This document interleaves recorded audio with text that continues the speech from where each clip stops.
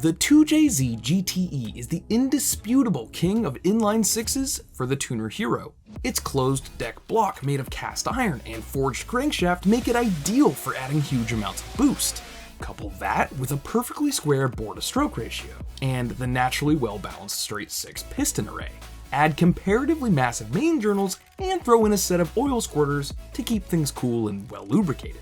And it's easy to see why 6 or even 700 horsepower isn't just attainable. It's actually relatively easy, and they're capable of making much, much more than that.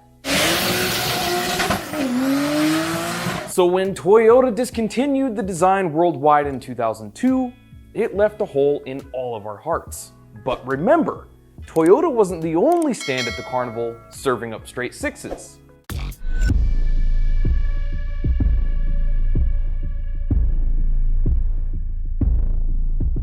This is a look at the incredible BMW B58, or what we like to call the German 2J.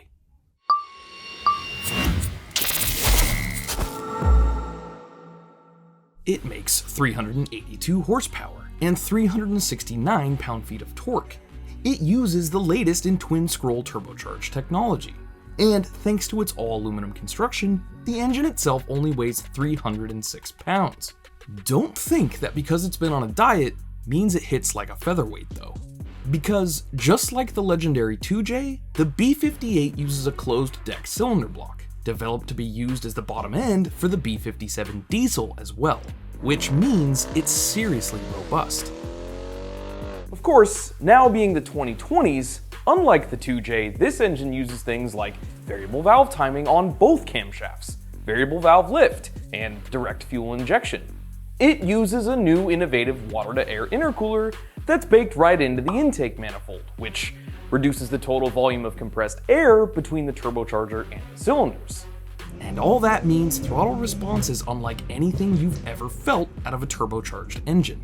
During normal operation, the throttle pedal actually controls the Valvetronic system. The throttle blade just sits wide open, and the engine control module dynamically changes valve lift and timing to control engine RPM. It's brilliant. No other turbocharged engine I've ever driven has this little turbo lag. And what's more, it feels like it makes more than its advertised power from pretty much any number on the rev counter. You hit the throttle and it immediately goes. It's silky smooth all the way to its 7,000 RPM redline. And in my humble opinion, next to maybe the 2.9 liter in the Alpha that they swear isn't developed by Ferrari, it's the best sounding 6 on the market. But none of those things can possibly make it live up to the legendary 2J. If it's gonna try to take the old Toyota's crown, it's gotta be capable of huge power. So, the BMW B58 is seriously good. But if you know BMWs, you know any engine that doesn't start with an S simply isn't the best they can do. Enter the S58, the inline 6 that's based on the B58 but reworked by the madmen in the M division. In stock form, the S58 makes 443 pound-feet of torque and a massive 503 brake horsepower compared to the 369 and 382 out of the regular engine. Displacement is down 5 cc's over the base B58 as a result of increasing the bore from 82mm to 84 and shortening the stroke from 94.6 to 90, bringing the engine closer to a proper square setup. And hey, real quick, if you don't know what any of that means or you want a detailed explanation of why a square engine is a good thing and why sometimes you'd want more stroke or more bore or what have you, let me know down in the comments and maybe we'll make a video diving into it. The compression ratio has been dropped from 9.3 to 1 down from 11 flat to allow for the higher boost pressure from the now twin single scroll turbochargers. It's got bigger valves. It uses a fully forged rotating assembly, pistons, and rods. And it revs to 7,500 RPM. The twin turbos each feed their own bank of 3 cylinders. Fuel pressure is increased to 5,000 psi to further increase fuel atomization under heavy engine loads. But the craziest part of the whole design is the essentially 3D printed cylinder head core. Using this production method, BMW was able to build a cylinder head in a shape that until now wasn't possible, and accommodate the routing of coolant and oiling ducts that help control internal engine temperatures in a way that simply can't be done with regular casting and machine work. BMW is using the same method to build the ultra-cool skeletal brake calipers found on the M850 Night Sky. Check them out. So if that's the best BMW can convince the board of directors to build, what happens when we turn it over to the aftermarket? Does it really hold a candle to the 2J? 500 horsepower is a lot, and all that sounds great. But the fact of the matter is, it will never live up to the 2J unless it's capable of big power.